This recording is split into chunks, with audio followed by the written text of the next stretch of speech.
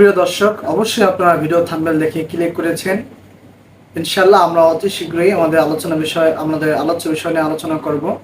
আমাদের আলোচ্য বিষয়ে আলোচনা করবেন মুফতি আরিফ বিন হাবিব সাহেব। তো তার আগে আমার একটা ছোট্ট রিকোয়েস্ট থাকবে, যদি আপনাদের নিকট এই ভিডিওটি ভালো লেগে থাকে অবশ্যই একটি লাইক, কমেন্ট, সাবস্ক্রাইব এবং পাশে থাকবেন ইনশাআল্লাহ। তো চলুন প্রিয় দর্শক, আমরা আমাদের আলোচনা শুনে আসি। কিতাবে একটা হাদিস আসছে, এক ব্যক্তি নবীর কাছে আসছে। হাদিসটা মন দিয়ে শুনে, এটা মজার হাদিস। আসার পর আল্লাহ রসুলকে বললেন, ইয়া রসুল আল্লাহ ইজানলি ফি জিনা, হুজুর আমারে জিনা করার অনুমতি দেন। নাউজুবিল্লাহ। কি করার অনুমতি চাইছে? জিনা করার। এবার আশেপাশে সাহাবায়ে কেরাম তো আপনার কি ওই কি আর কথা খুঁজে পায় নাই নবীজিরে কওয়ার। জাজারুহু অকলু মাহ মাহ, সবাই বলতে আরে থাম থাম, আমরা এরকম বলি না, থাম থাম, এই কি কও নবীজির এগুলা? তুমি কোথায় কি কও? নবীজিরা এসে কইতাছে, হুজুর আমারে জিনা করার অনুমতি দেন। সাহাবারা থামাইছে, থামো। আল্লাহ নবী কত বড় দয়ার নবী। আল্লাহ রসুল কয়, উদনুহু, তাকে আমার কাছে আসতে দাও, আসতে দাও। এই জন্যই তো যারা বাতিনি গুনাহের মধ্যে লিপ্ত আছেন, যারা অন্তরের গুনাহগুলো হেফাজত করতে পারেন না, তাদের একজন আল্লাহ ওয়ালার কাছে যাওয়া দরকার।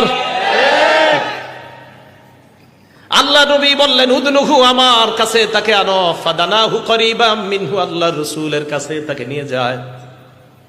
আমার নবী দিলের কত বড় ডাক্তার দেখেন।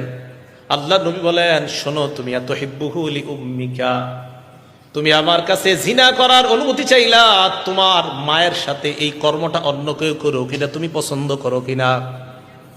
ওই ব্যক্তি জবাব দেয়, লা জাআলানি আল্লাহু ফাদাকা ইয়া রাসূলুল্লাহ, আল্লাহর কসম, আমার মায়ের সাথে কেউ ব্যভিচার করবে এটা আমি কশিনকালেও পছন্দ করি না। আল্লাহ নবী বললেন, ফান্নাসুলা ইউহিব্বুনা লিউম্মাহাতিহিম, কোন মানুষ তার মায়েদের সাথে তুমি ব্যভিচার করবা, কেউ ব্যভিচার করবে, এটাও তারা তাদের মায়েদের জন্য পছন্দ করবে না।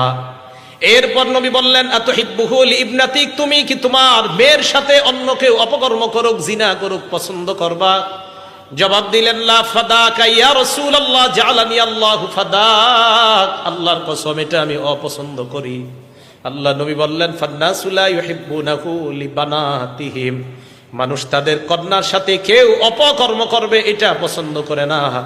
নবী বললেন, আতুহিব্বুহু লিউখতিকা, তোমার বোনের সাথে কেউ অপকর্ম করবে পছন্দ করো কিনা? ওই ব্যক্তি জবাব দিলেন, লা। আল্লাহ নবী বললেন, ফান্নাসু লা ইউহিব্বুনাহু লিআখাওয়াতিহিম, কোন ভাই তার বোনের সাথে কেউ ব্যভিচার করবে এটা কোন ভাই চায় না। আতুহিব্বুহু লিআম্মাতিক, তুমি কি তোমার ফুফুর সাথে কেউ ব্যভিচার করে এটা পছন্দ করবা? জবাব দিলেন, না। আল্লাহ নবী বললেন, ফান্নাসু লা ইউহিব্বুনাহু লিআম্মাতিহিম, মানুষ তাদের ফুফুর সাথে কেউ অপকর্ম করবে এটা কখনোই পছন্দ করে না। এরপর নবী বললেন, আতুহিব্বুহু লিখালাতিক, তুমি কি তোমার খালার জন্য এটা পছন্দ করবা? ওই ব্যক্তি জবাব দিলেন, লা ইয়া রাসূলুল্লাহ, খালার জন্য এটা পছন্দ করব না। নবী বললেন, ফান্নাসু লা ইউহিব্বুনাহু লিখালাতিহিম, মানুষ তার খালার সাথে এটা করাটা পছন্দ করবে না। ওই ব্যক্তি নিচের দিকে তাকায় আছে। আল্লাহ নবী তার মাথায় হাত রেখে বললেন, আল্লাহুম্মা গফির যামবা, মাবুদ আপনি তার গুনাহগুলা মাফ করে দেন। এরপর বললেন, অতহির কলবা, আল্লাহ আপনি তার দিলটাকে পবিত্র বানায়া দেন। ওয়াহাসসিন ফারজা, তার লজ্জাস্থানটাকে আপনি হেফাজত করেন। সাহাবারা বলেন, ফালাম ইয়াকুন যালিকাল ফাতা লাম ইয়ালতাফিত ইলা শাইইন, ওই যুবকের অবস্থা এমন হয়েছে, এরপর ওই যুবক কোন নারীর দিকে তাকানো দূরের কথা, কোন জিনিসের দিকে এইভাবেও ফিরা তাকাইতো না। দিলের রোগ, এই রোগের জন্য একজন আল্লাহর কাছে যাওয়া, একজন আল্লাহ থেকে আমরা যে আলোচনা শুনতে পেলাম ইনশাআল্লাহ এর উপর আমরা আমল করার চেষ্টা করবো।